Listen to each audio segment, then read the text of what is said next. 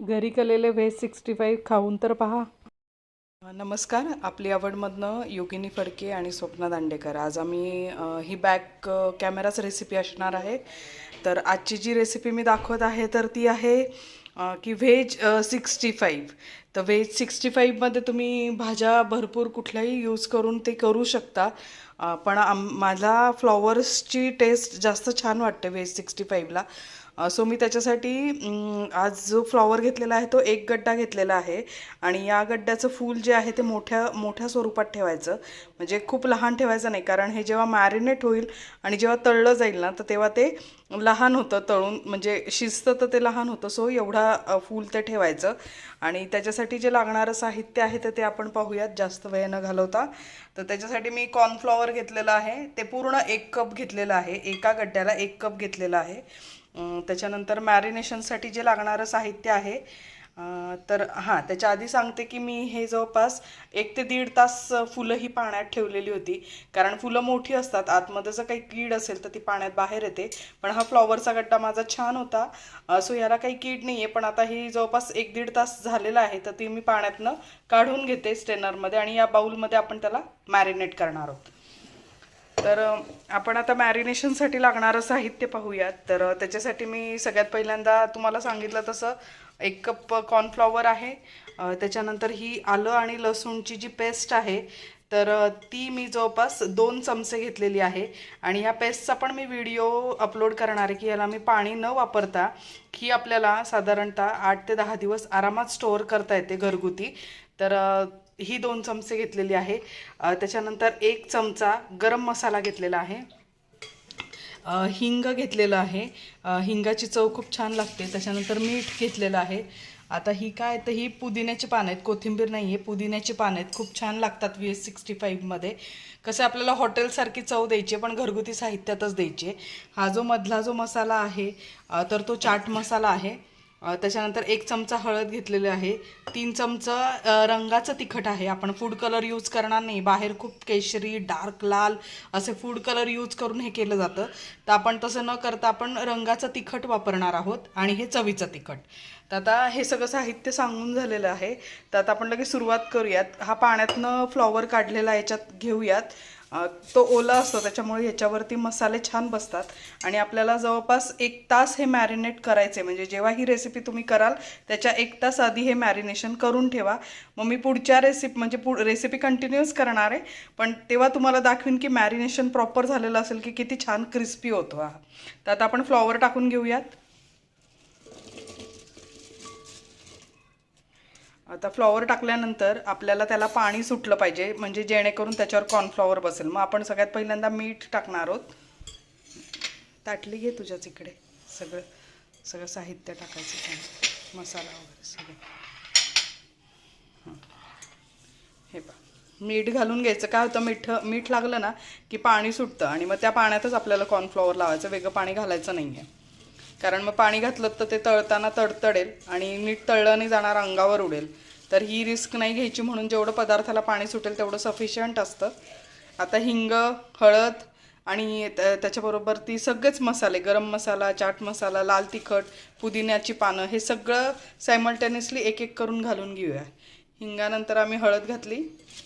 आता हळदीनंतर आपण गरम मसाला घालूयात, तिखट घालूयात.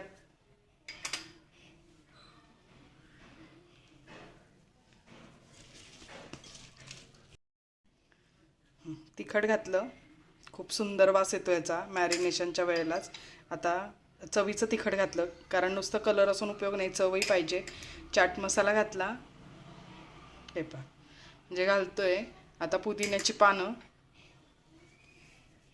छान बारीक चिरून घ्यायची, म्हणजे छान ती क्रिस्पी पण होतात आणि मग तळताना. आता आलं लसूणची पेस्ट,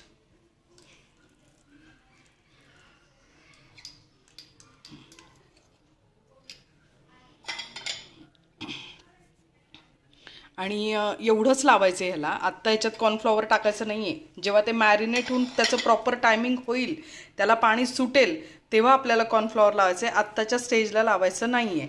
तर आत्ता मी तुम्हाला फक्त ही प्रोसेस दाखवली मॅरिनेशनची, आणि जेव्हा आपल्याला करायचं आहे तेव्हा आपण कॉर्नफ्लॉवर टाकणार आहोत, कारण ह्याला पाणी सुटायला तेवढा वेळ द्यायला हवा ना. आत्ताच कॉर्नफ्लॉवर लावलं तर ते गच्च गच्च होईल. हे पहा आपलं फ्लॉवर छान मॅरिनेट केलेलं आहे. आपला फार कलरफुल नाही, आपल्याला टेस्ट दाखवायची, कलरचा यूज नाही करायचा जास्तीत जास्त. तर हे पहा मी हे एवढं बोटावर घेतलेलं आहे आणि टेस्ट करून पाहते.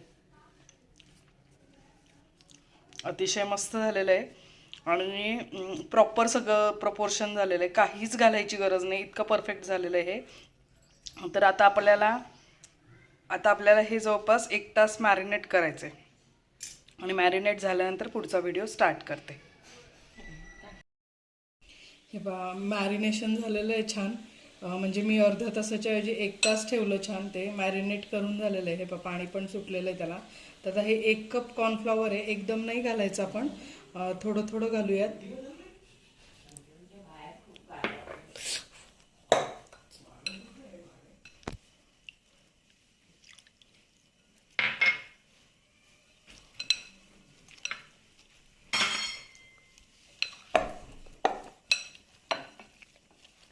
हे आपण छान हे लावून घ्यायचे आणि मी साधारणतः 1 टेबलस्पून पाणी पण घातलेलं आहे याच्यामध्ये, म्हणजे सगळीकडे ते छान लागावं, पीठ नको यायला.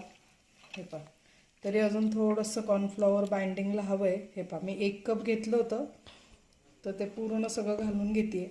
आणि तुम्ही याच्यामध्ये तुम्हाला हवा तर फूड कलर वापरा, जसं बाहेर असतं रेड कलर वगैरे, तसं तुम्हाला जर हवं असेल तर. पण मी हे नॅचरल कलरमधलंच करणार आहे व्हेज 65 आणि खूप छान लागतं हे. तर आता सगळीकडे छान हलवून घेते मग आपण तळूयात. मी तेल पण तापायला ठेवलेलं आहे, तुम्ही पाहू शकता. हे म्हणजे जास्त वेळ न घालवता आपण रेसिपीला सुरुवात करू. हे छान मॅरिनेट करून झालेलं आहे. आता आपण हे तळायला ठेवूयात, एक एक टाकूयात बघा तुम्ही.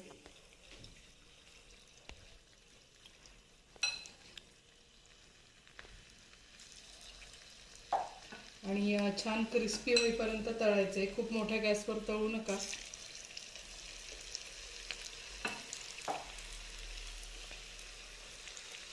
आणि याच्याबरोबर मी जी रेसिपी दाखवली होती की चीजी डीप, त्याच्यानंतर ऑरेगॅनो सीझनिंग, तर ते सुद्धा याच्यावर घालून तुम्ही खा, इतकं सुंदर लागतं.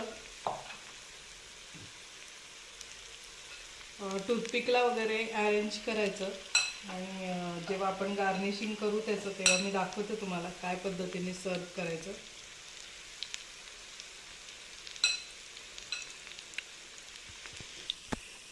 हे या पद्धतीने हे क्रिस्पी झालेलं आहे. छान फ्लॉवर शिजेपर्यंत आपण ते क्रिस्पी त्याला ठेवायचं आहे. हे आवाज येतोय, मस्त कुरकुरीत झालं आहे हे.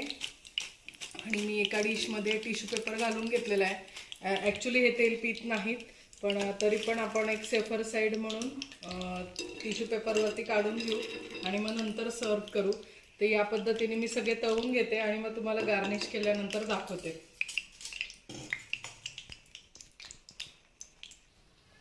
हे आपले हे व्हेज 65 तळून झालेले आहेत. हे इतके क्रिस्पी झालेले आहेत, त्याचं कारण आहे कॉर्नफ्लॉवर. आणि या पद्धतीने हे टूथपिकमध्ये अरेंज करायचे. याच्यामध्ये मी जे ऑरेगॅनो सीझनिंग म्हणून जे दाखवली होती तुम्हाला करून, जे पिझ्झावर वगैरे, ती याच्यावरती मस्त स्प्रिंकल करायची. अतिशय सुंदर लागतं. हॉटेलमध्ये खाणार नाही तितकं तुम्ही घरी खाल करून हे. त्यानिमित्ताने भाजी पोटात जाते आणि सगळे आपले घरचे पदार्थ आहेत. तर तुम्ही सॉससोबत हे चीजी डीपची रेसिपी मी केलेली होती, तर त्याच्यासोबत हे तुम्ही मुलांना असं खायला देऊ शकता. हे किती छान झालेलं आहे सगळीकडनं, काहीही फूड कलर न वापरता एकदम मस्त झालेलं आहे. क्रिस्पी आणि फ्लॉवर पण आतपर्यंत शिजला आहे या पद्धतीने. आणि खूप टेस्टी लागतं, कारण याला मॅरिनेशनमुळे इतकी छान चव आलेली आहे.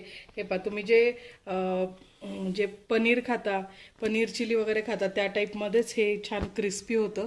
तर या पद्धतीने करा आणि मुलांना खायला द्या. संध्याकाळच्या इव्हिनिंग स्नॅक्सला किंवा जेवताना सुद्धा स्टार्टर्स म्हणून कोणी गेस्ट येणार असेल तर तुम्ही या पद्धतीने प्रिपरेशन आधीपासून करून ठेवा आणि खा. तर हे खूप सुंदर लागतं. नक्की ट्राय करा. रेसिपी आवडली असेल तर लाईक करा, शेअर करा, सबस्क्राईब करा. याचे सगळे डिटेल्स मी डिस्क्रिप्शनमध्ये देतेच आणि त्या पद्धतीने तुम्ही घरी नक्की ट्राय करा आणि शक्यतो फूड कलर नका वापरू. थँक्यू. हे माझी मुलगी टेस्ट करते आहे, तिला सॉस बरोबर पण आवडतं आणि चीझी डिप बरोबर पण आवडतं. एक नंबर झालंय आई, भाजी. थँक्यू. आणि चीझी डिप बरोबर पण खाऊन बघ, टेस्ट करून बघ कसं लागतंय. तसंही मुलांना चीज खूप आवडतं, सो तुम्ही नक्की हे ट्राय करा. चीझी डिप घरात ठेवा, पराठ्याबरोबर पण किंवा पोळीबरोबर पण रोल करून मुलं नक्की खातील. आणि दुसरी गोष्ट, तुम्ही याच्याबरोबर बेबी कॉर्न, पनीर या पद्धतीने करा, म्हणजे तेही मुलांच्या प्रोटीन्स पण जातील पोटात. या पद्धतीने नक्की ट्राय करून बघा. व्हेज 65 असलं तरी त्यातली जी रेमेडी आहे ती तुम्ही इतर पदार्थांबरोबर वापरा. हा, मी चीजी डिबरवर ट्राय केलं, खूप भारी लागते. तुम्ही नक्की ट्राय करा. आणि रेसिपी आवडली असेल तर लाईक करा, शेअर करा आणि सबस्क्राईब करा. थँक्यू. बाय.